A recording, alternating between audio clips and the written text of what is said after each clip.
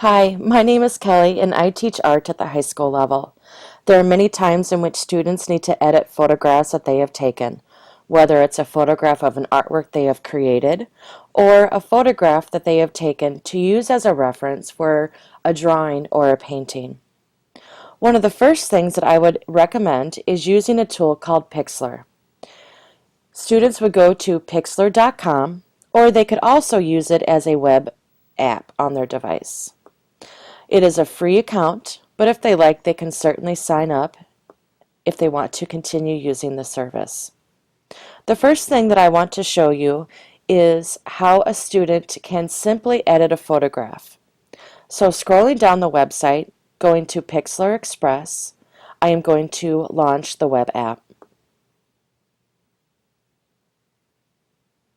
There are different options: browse, open a URL, use a webcam, or create a collage. First, I'm going to start by just editing a simple image so that it can be used to submit into a competition. So this is a watercolor and an ink creation by Anya. You can tell that the lighting is a little dark, and the first thing I'm going to do is click Adjust, and I'll start by cropping the image so that the subject matter is centered, and I'm just using the tools here and dragging down and then dragging it up and centering it. And then I will click Apply. Next, I'm going to hit the Contrast button, and this is going to allow me to brighten it up just a tinge,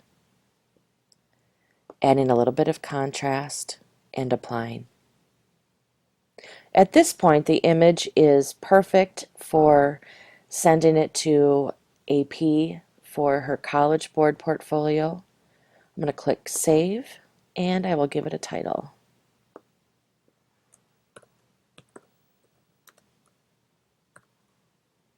And it will go directly to my desktop. There we go. Now the next thing I want to show is how Anya could add text to it. She keeps a Tumblr account, and if she wants to put the title in the lower corner, there are different fonts. This one looks nice. Now right now it's very large, so I am going to adjust the size. Oh, there it goes tilting.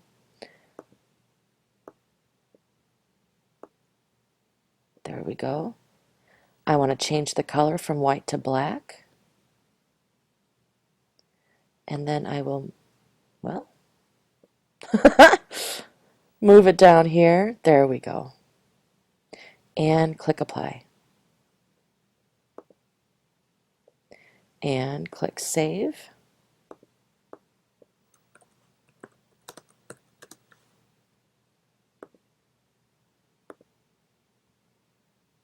And this is something that Anya can put on her Facebook account, so that way she's got that watermark down there so that no one else can take credit for it.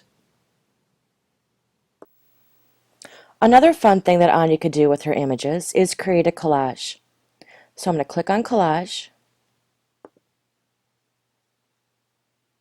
and right over here you can choose the different formatting. I'm going to do one with 4, so this is going to be perfect. And choose this black and white drawing, and you can go ahead and drag it. You could also edit it if you needed to edit that. Right here I'm going to put the artwork she just completed, and whoops, I'm going to choose the one that I've already edited, and there we go.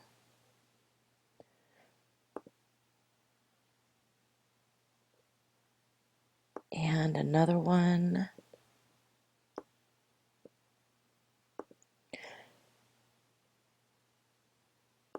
And I'm going to choose another black and white one.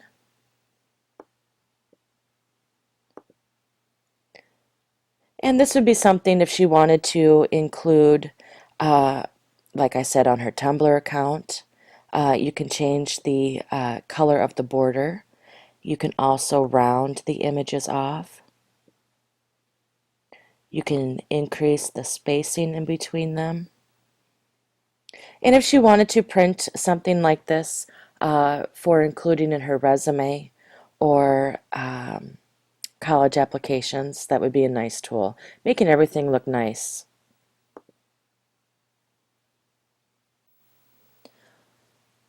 So I'm going to go ahead and click Finish and Save.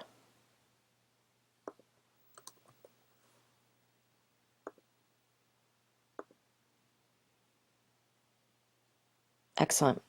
The next thing I'm going to show students what they can do with an image that they have taken that they will use as a reference. So I'm going to go back to the Start page. There it is. Scrolling down to Pixlr Editor. And this is more of an advanced tool. If students aren't familiar with Photoshop and they want to do something a little bit different with an image that they have taken to use as a reference. Obviously, I encourage students not to use images that they have found on Google, and I want them to use subject matter that is personal. So by taking their own photographs, they would do that. So all I simply did was choose an image from my desktop. I have chosen the still life that Sydney has put together. And artistically, this is not centered. The composition is a little wonky. So first I'm going to do is right up here in the top, I'm going to crop it. And go ahead and select how I want the image to be cropped. I'm going to go ahead and focus in on the violin. Move it down a touch. And I'm going to go ahead and click the crop button again.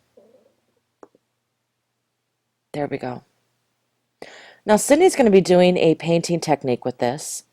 And what might help her with coming up with different ideas to apply the paint is up here in the top bar, it says Adjustment. So I'm going to click Adjustment, and I'm going to scroll down, and I'm going to use a technique called Posterize. And you can tell right now that I've already applied Posterize at a level 4. And you'll see these nice, fun little dots integrating different colors. If I increase the level, you'll see how it changes. And as a painter, this is kind of a fun thing to do. So that it tells you where to apply texture, where color differences can take place. So I'm going to go ahead and click OK. And other things that Sydney can do to apply is clicking Adjustment, and she can amplify the colors by adjusting the saturation. If she wants to adjust the hue,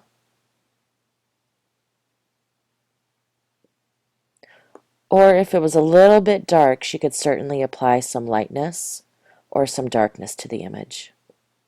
I'm going to go ahead and click OK.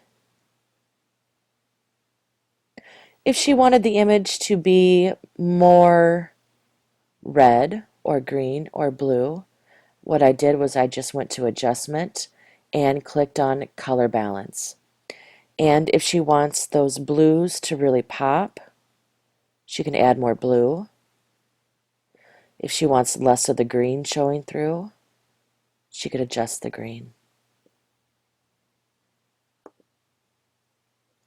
And once again, going ahead, File, Save,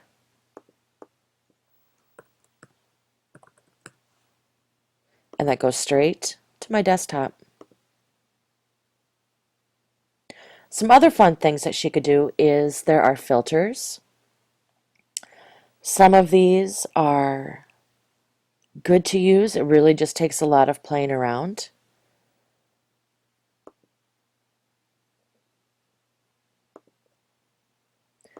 filter, and if you like the way that that looks but you're not quite sure of the color, you could certainly do the color balance, adjusting those, or going back to the hue and saturation and adjusting the hues where you get more of the blues, less of the greens. Or if you want to undo it, you would just edit and undo, and then you're back to your original. So hopefully these tips will allow my students to A, prepare images that they have taken of their artworks for competition or preparing for their portfolio. And hopefully that this will allow students to become more creative with the subject matter that they choose to reference. And like I said, taking away from someone else's image is a big no-no. It's plagiarism. So taking images and editing their own really is helpful. Hopefully you enjoyed this, and it will be a tool that you can use as well.